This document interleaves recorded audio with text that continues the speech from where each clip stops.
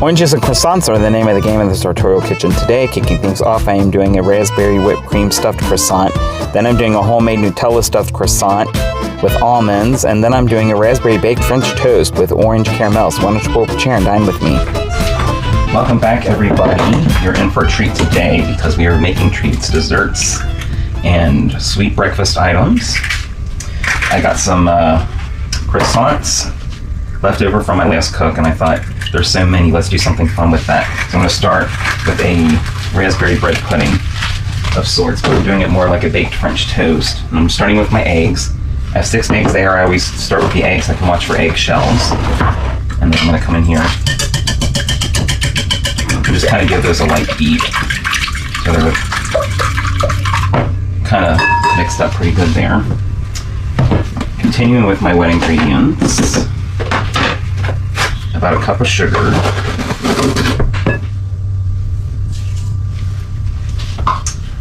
and a cup of brown sugar. Now the brown sugar, you want to make sure you pack it so you get a full measurement. And I think that's going to be about what I've got left in this container, yes. So we'll remember to fill it up. And then I'm just going to cream the eggs and the sugar. Vigorously beat those until the mixture becomes nice and light and airy. Those eggs kind of turn a light yellow color. The more air you can incorporate into these, the better. Okay, I think that's pretty good. I also want some vanilla here. About 2 teaspoons.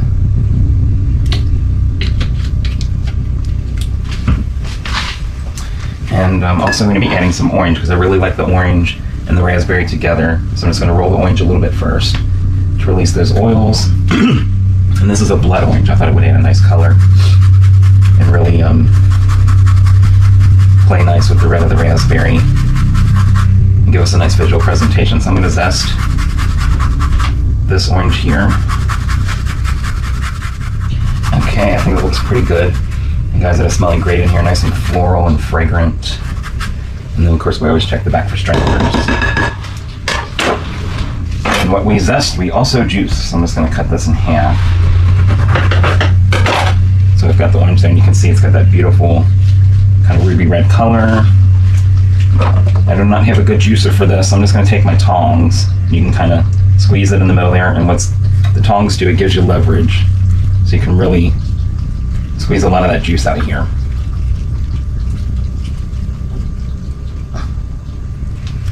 Okay, there's one. And I'm just doing one for now. That should be good.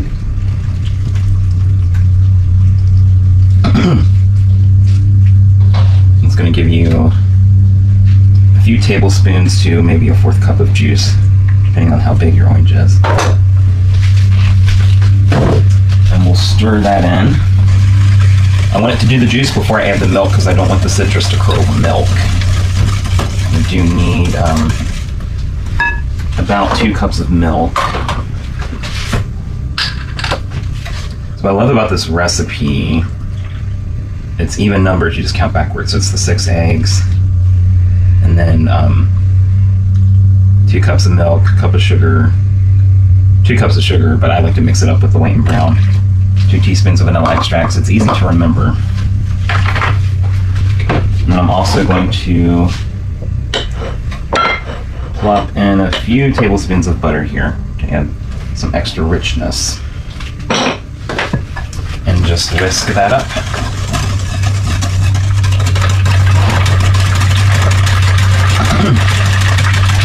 that's just a nice basic kind of custard batter. Now, I thought what would be fun, instead of doing a typical bread pudding with little cubes of bread, was to do it more like a French toast style and just leave these as whole pieces. That way you can also kind of see what it is and maintain that lovely flakiness. It's going to give us some great texture after it goes in the oven. So I'm just going to slice these in half and just look at all those beautiful cross sections on the inside that are going to soak up all this lovely custard. Guys, I'm super excited. Okay. We will set these aside and assemble our French toast. All right, so here's the pan I'm going to be using. I'm just going to take a stick of butter and lightly grease this so it doesn't stick too bad when I go to serve it up later. Beautiful. We can set that aside. And then I'm going to put these in here face down because I want this nice flaky side in the middle here. And I'm just careful to fit these so they're actually touching the bottom. If you have to, you can always break a piece up to kind of fit it in. That's pretty good. So we're going to come in here with a whisk.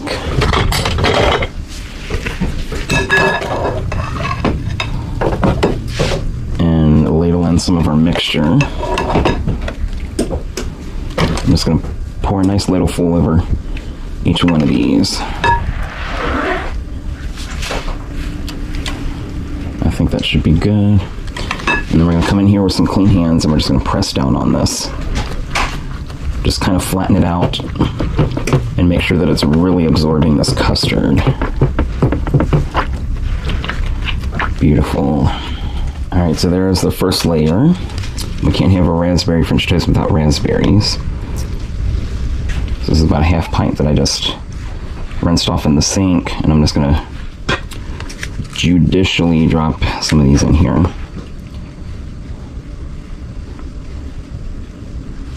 And just kind of spread them out so each bite gets a little bit of raspberry in it.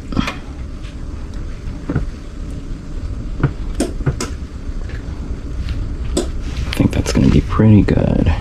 Okay, and then the rest of my raspberries on this next layer. And again, just kind of spread them out. That blood orange and the raspberry color is just going to be a really nice presentation here. And then we press down again. This one not as hard because I only want it semi-submerged because they're gonna I want that top exposed a little bit so it gets nice and crusty and gives us a really nice flavor. I think that looks pretty good. Then I'm gonna cover this with some foil.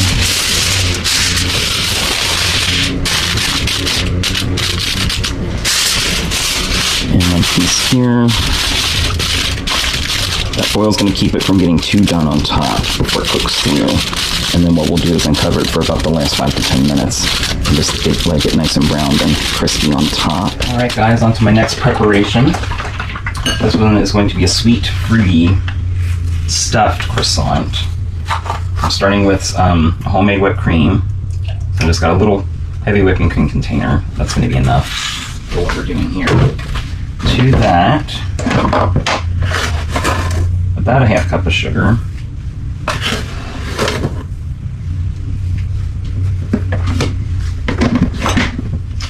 And about half a teaspoon of vanilla. That's going to get us started. I've also got in my little skillet here, this is just some raspberry jam. 2 kind of big dollops of the spoon. And I'm just letting that melt down. What happens, those sugars relax, and this becomes kind of like a glaze that we're going to use to top the croissant with. And then the whipped cream we're just going to mix up here. I'll start on a low setting. Kind of spin that out.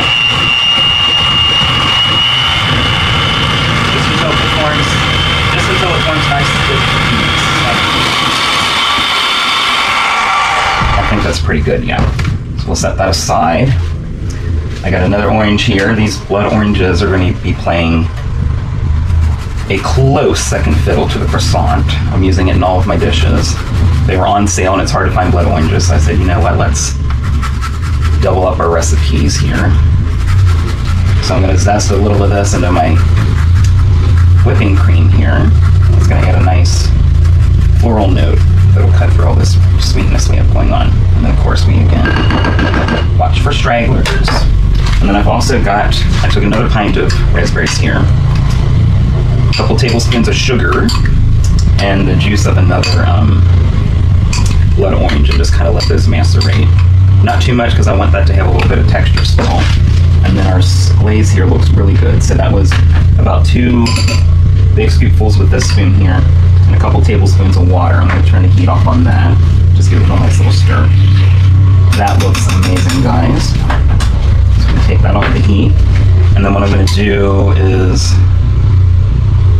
take a couple spoonfuls of this here. And I want those big chunks of fruit. And then I'm just going to lightly fold that in because I don't want to lose any of the volume here that we achieved by whipping this up. And then you get this nice little kind of berries and cream swirl action going on. And I think I may just do one more little spoonful here. And just turn it over on itself. That looks amazing. And this one's ready to go. I just need to get my croissant out and I will show you how I put this together. Okay, so I just sliced this open long ways, almost like a pita pocket or like a taco. I want to leave it closed though because it's stuffed, so I only opened it a little bit. And then I'm going to spoon in this mixture here. And it's like a cream sandwich. You can put as much in as you like. I think that's good. Maybe one more little dollop here and just kind of smooth that out. And this is why you need to make sure the mixture is nice and stiff, otherwise it is going to make a mess all over.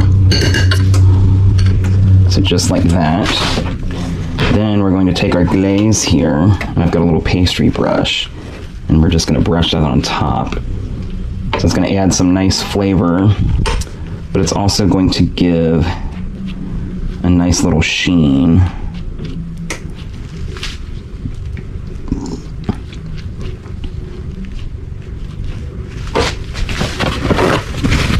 Just clean up the edges here.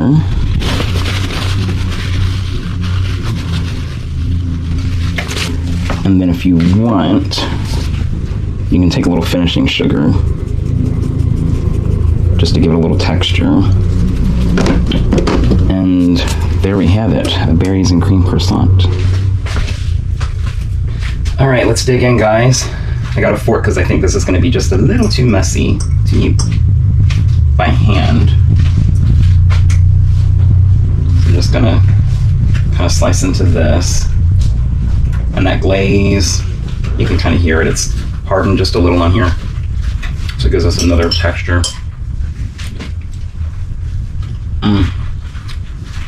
Cream is nice and soft. You can use Cool Whip if you want for this. I would avoid the spray can because it's a different mixture. But it's really that simple to make your own whipped cream, and then you can kind of flavor that however you like. I'm getting the freshness of the real raspberries in here, and that citrus really just kind of lightens everything up a little bit. And of course the croissant, nice and buttery and flaky. Okay, I have one more stuffed croissant variant to show you guys, and then we should be ready to take our French toast out of the oven, so stay tuned. Alright guys, we are back. Our next dish is going to be a Nutella of sorts, but I'm using almonds, and not just any almonds, but these are the Marcana almonds I had left for my charcuterie board, because I am a pro when it comes to repurposing ingredients. And I'm going to show you how easy it is to make your own nut butter. We did this once with peanuts, but we're going to do it with almonds this time.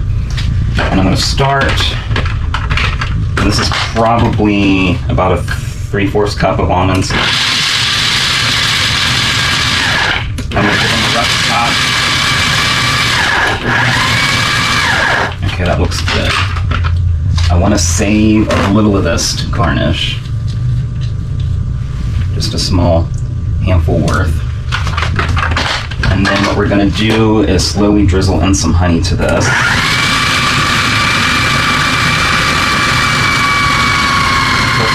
on like a piece. Like that, if I start to come together nicely. Really good. Okay, slow that down. And let's get our chocolate going. So I got a double boiler set up here. That's just a bowl on top of some boiling water. What you want to do though is make sure that the water's not touching the bowl, otherwise your chocolate will scald and burn. And these are just mini melts. I got a dark chocolate. We're going to be using some orange and dark chocolate go really well together. I'm going to add a couple tablespoons of butter to this. You can use any kind of fat you like, coconut oil, or I wouldn't use an olive oil, that's going to flavor it. And then we'll take a little spoon here and just stir that together, and it will slowly start to melt. And then once it starts to come together, I've got a couple things I'm going to flavor it with. Now let's finish this baby up. Yeah, it's starting to look really good. I'm just going to take a spoon here and scrape down the sides because I want to make sure all of this gets incorporated. And then once we get close to the consistency we want, we can add just a little water to help get it nice and smooth, about a couple tablespoons. And then we should be able to finish whipping this baby up. All right, let's take a look at this here. Oh, that looks beautiful, guys. So if you like chunky, you would leave it as it was, but I just added a little more water. And you can see we still got a little bit of texture to this, but it's a lot smoother and spreadable now. So we can take this off. I'm going to carefully remove my blade so I don't cut myself. And just scrape all that goodness out of here. Lovely. We'll set that aside for now. Let's check out our chocolate. Oh yeah, that's starting to melt together nicely. So just a few things here. A little vanilla, because vanilla really brings out the natural flavor of the chocolate. And about 1/4 or so teaspoon of some light corn syrup. That's going to give our chocolate a nice sheen. And then a little more of the orange zest here, just to brighten up the richness of that dark chocolate.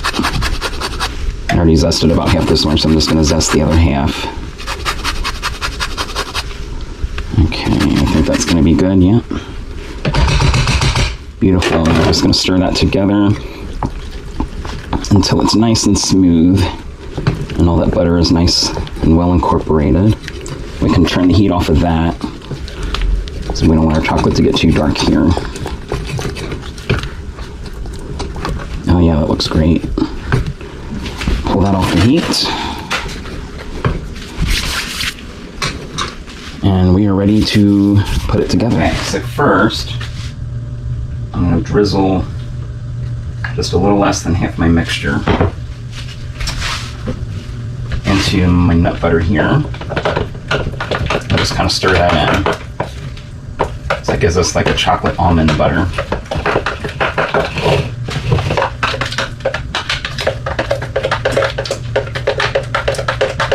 Yeah, that looks good. Just want to make sure it's incorporated. You can beat it up some more if you want, but that's not entirely necessary.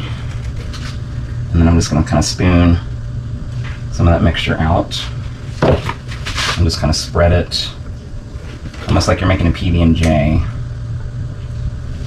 I'm going to take just a little more here. I want to make sure both sides have a good amount of this mixture on it.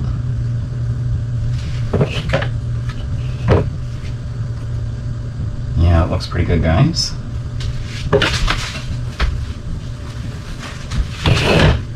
And then I'm going to close this up, so it's kind of like a sandwich. We'll clean up the sides here, the presentation. Then I'm going to take the rest of my chocolate mixture and just drizzle a little pattern on top. It doesn't have to be perfect. Just a little more of that. Beautiful. Then we will sprinkle on some of our chopped nuts. And so we know there's orange in it. Just a teensy bit of orange zest on top.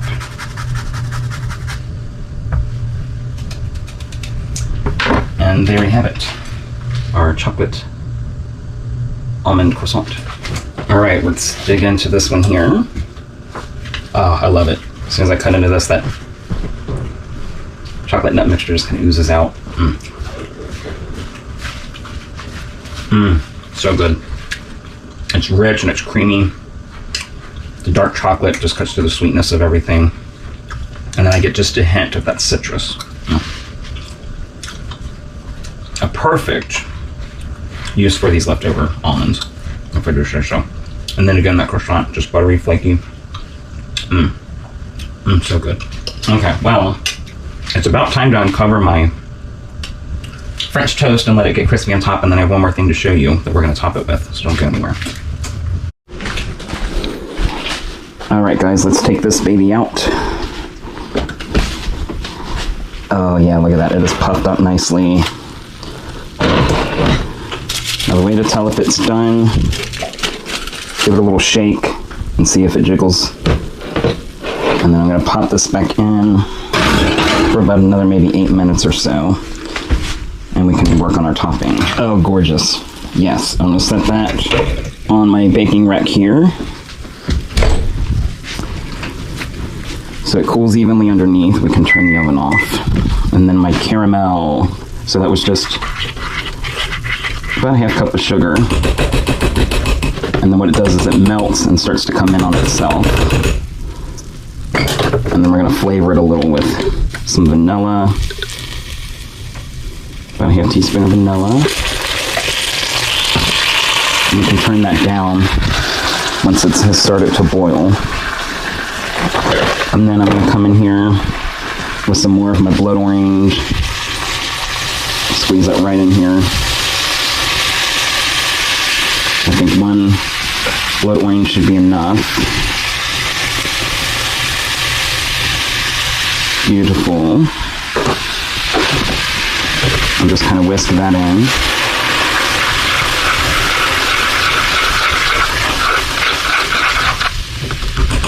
Now it looks like this is starting to seize, but when it gets hot, it's going to mellow back out.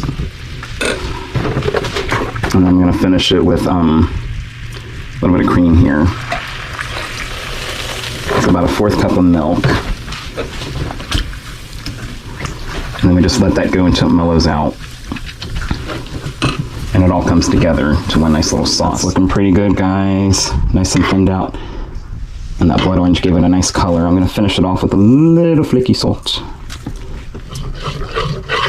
And we should be ready to dish it up. All right, I'm going to cut me a nice corner piece here. Make sure we can get up underneath this. Ooh, that looks so good. Look at those nice crusty edges. And then I'm going to take a little of my caramel here and just drizzle that over top. You could also paint the plate with it and use it as a base. And then another thing I did, I took some orange segments from my last of the blood oranges, and I just kind of dipped those in the caramel before I finished it off and just let those get kind of hardtack. And I'm just going to garnish. And then of course, a French toast is nothing without a little powdered sugar. So I'm just going to dust a little on top. Ah, beautiful. And there we have it. All right, time to dig in. I'm going to start with the end here. And just look, you can see all those lovely cross sections from the croissant. Oh yeah, that croissant. Still buttery and flaky.